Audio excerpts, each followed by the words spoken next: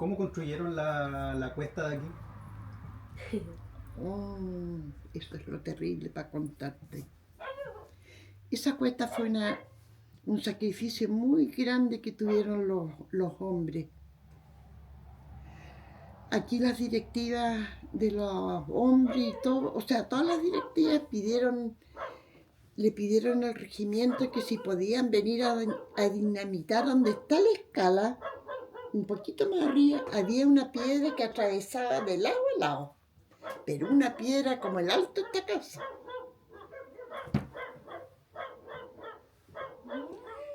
Y los milicos no quisieron porque según ellos esta era una población de los comunistas. Y no vinieron. Y esa piedra se partió a pura picota. Pero se demoró, yo creo que más de un año. Todavía se ve un resto, de hecho, ahí en la cuesta. Justo No por la sé, no me he escalera. fijado. Y lo otro, la pasarela. Espérate de la piedra. Cuando se partió esa piedra, habían como 10 socios trabajando ahí. Y cuando se partió esa piedra, los socios se botaron encima de la piedra, se tomaron de la mano y se pusieron a llorar. Y nos faltó las mujeres que avisaron para que arriba a las mujeres que estaban. Y bajamos. Y vimos como los maridos estaban, porque les tocaba por turno trabajar en la picota ahí. Una semana le tocaba a un grupo, otra semana, y así. Se iban cambiando, rotando. No solamente un grupo. Todos se rotaban. Y ahí cuando se empezaron a tirar las piedras ya hacía a pura pala y carretilla nomás. Los milicos no vinieron. La pasarela, ¿cuál pasarela me hablas tú? La de que está allá abajo. Esa pasarela no es de nosotros. Esa pasarela pertenece a la respetable. Gracias a Dios que estaba ahí. Porque por ahí nos veníamos a trabajar nosotros. Pero sí la Colbe ayudó a reforzar la pasarela, eso, porque estaba casi podrida también. Porque todo el gentío que pasábamos. Que aquí en esta población se hicieron 470 casas.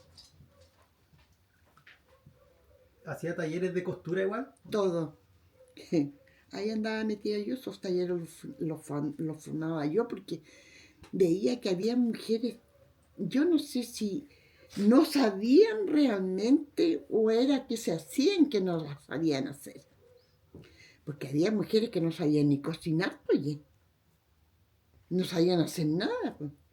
Y un día le digo al padre, le dije, oiga padre, ¿sabe que no sé, tengo un proyecto, pero no sé si resultará? ¿Qué opina usted? Mire, quiero hacer unos talleres en la sede. ¿Talleres de qué, señora Dori? Bueno, pues podría ser de cocina, de peluquería, de tejido, porque había mujeres que les gustaba, no sabían tejer y querían aprender a tejer, y habían otras que sabían tejer y que esas mismas le enseñaban a tejer a los que no sabían.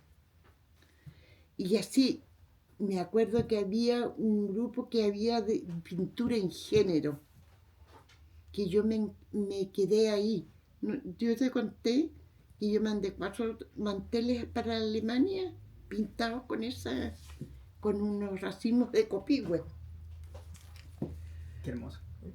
Pero no tenía plata para hacerlo, entonces me dijo, ¿cuánto necesita, señora Rory? Me dice el cura. No sé, pues padre, présteme lo que usted crea que sea necesario para formar esta cosa aquí. Pues. Ya me dijo, yo le voy a pasar plata, y si le falta, pídame. Bueno, le dije yo, ahí voy a ver. Entonces me pasó la plata y con las socias más de confianza y dirigentes más de confianza. No se encontraron palabras. Ah, ya, nada que ver. Esto, y ya empezamos a inscribir la gente en las reuniones. Ya. ¿Quién quiere ayudar? Las que saben tejer para que le enseñen a tejer a las socias. Yo, señora Dori, ya. Anota. Yo todo anotado. Y así todos los grupos tuvieron su peluquería, todo. Y ahí seguía invirtiendo la plata, a la gente que están aprendiendo a tejer se les compraba lana. A las que enseñaban peluquería se les entregaba plata para que compren los útiles que necesitaban para enseñarle a la gente. Y así, a todos los grupos.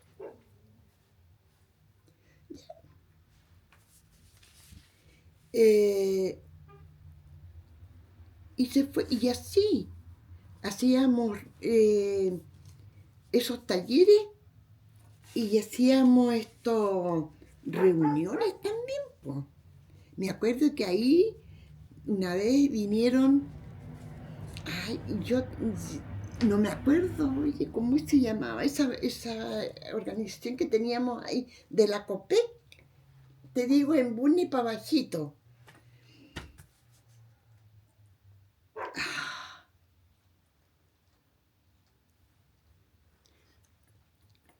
No me acuerdo, pero ahí había varias personas, ahí se los trabajaban las puras personas de izquierda nomás. Habían tantos comunistas ahí, otros socialistas, había de todo ahí, pero todo se trabajaba muy organizado. Era una cooperativa. No era cooperativa, hijito. Ay, no me acuerdo cómo era que se llamaba eso. Esa agrupación estaba a nivel nacional. Ah, ¿Ya? Y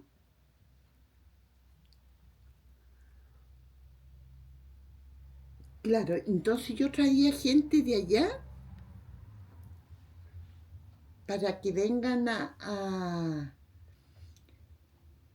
integrar a la gente, para que se integre la gente ya como que estábamos en democracia, para que la gente crea lo que era el golpe militar, lo que fueron las torturas, la gente empezaba, porque mucha gente como que no creía todo lo que estaba pasando en Chile, o había pasado o estaba pasando.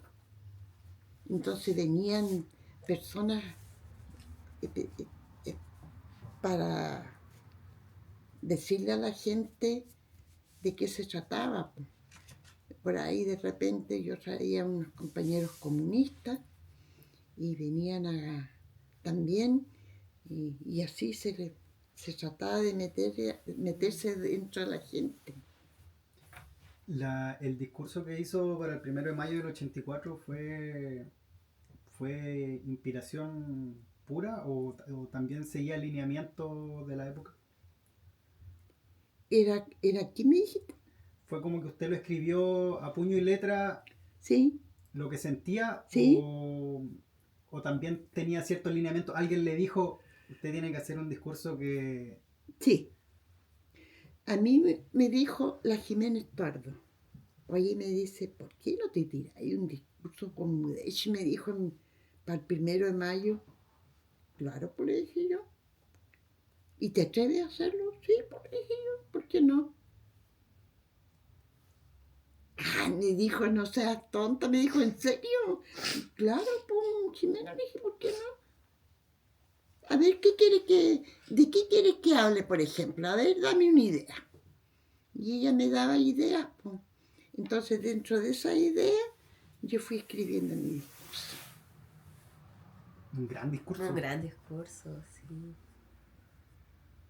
Yo creo que uno de los Sí. mejores discursos de la historia de Chile y sobre todo de ese periodo de dictadura. No sé si podría repetir a la cámara como que fue la primera mujer en dictadura en hacer un discurso. Sí, pues sí. Bueno, ese tiempo cuando hice ese discurso, tenía la mente más abierta, más todo. escribía y decía lo que realmente era y sentía. Yo de los mapuches aprendí mucho porque mi marido era mapuche. Y todo lo que puse en mi discurso fue por lo que realmente yo lo había vivido en parte y otra que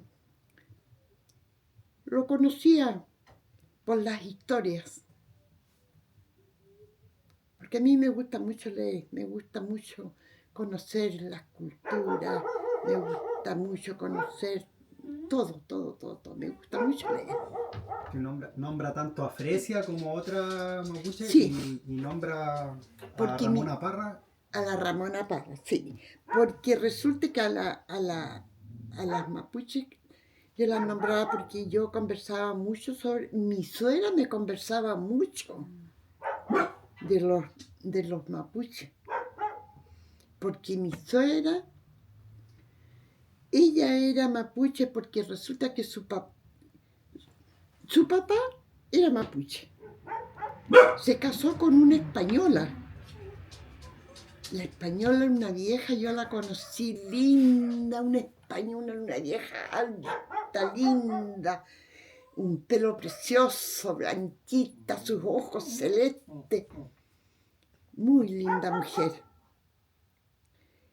Y mi suegra, ya ella por su papá, lleva su apellido. Entonces, el viejito, como era mapuche, tenía una de tierra, hijito.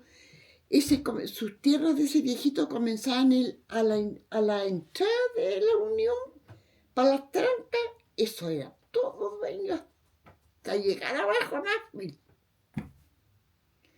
Pero cuando murió el viejito, la española, esa se dio en jugar, en carrera, que el naipe, que la chicha, que tomar y todo. Allá cuando empezó a jugar, empezó a vender las tierras, a apostar las tierras. Y ahí empezó a quedar en la ruina, pues. Y ahí mi suegra, por eso mi suegra a mí me contaba. Incluso, fíjate que yo logré conocer mucho a los indígenas, de todos, los mapuches, los huilliches, todo, porque fíjate que a mí cuando mi suegra me contaba, yo le escuchaba con mucha atención, porque me gustaba como ella me hablaba. Y fíjate que mi suegra, dentro de todos sus hijos, tuvo un hijo que se llamaba Martín. Y ese hijo nació rubio. Rubio, el pelo blanco de rubio. Pero vivió poco, me dijo mi suegra, que había muerto de guagua casi. Y fíjate cómo es que dudé de lo que me estaba conversando mi suegra. Pero lo acepté porque si ella me lo estaba contando, tiene que haber sido.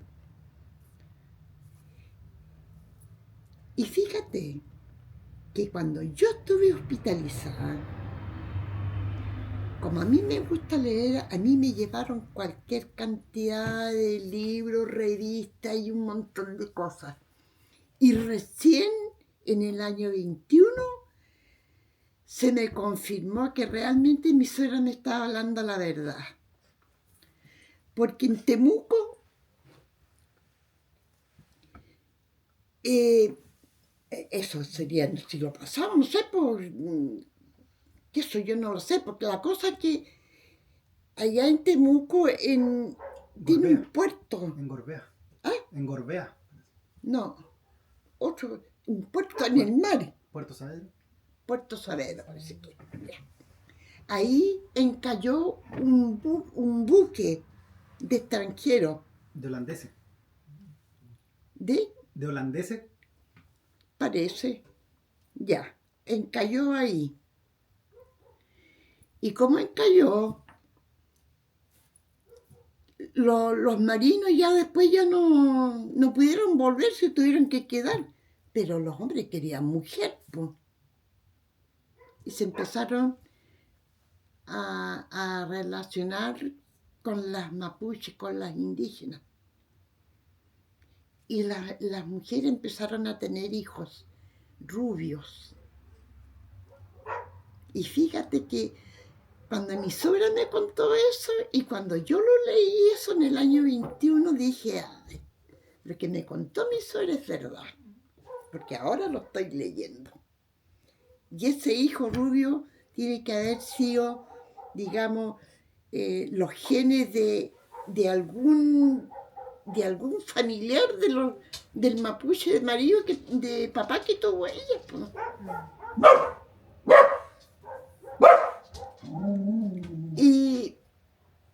Y de los parras, yo aprendí a conocer a los parras mucho, porque los hermanos Parra cuando estuvieron aquí me contaron, pero el que escribió La Negra Esther fue una prostituta, po. Pero fue amante de Roberto Parra, po. Y él la amó tanto que él por eso escribió esa obra, La Negra Esther.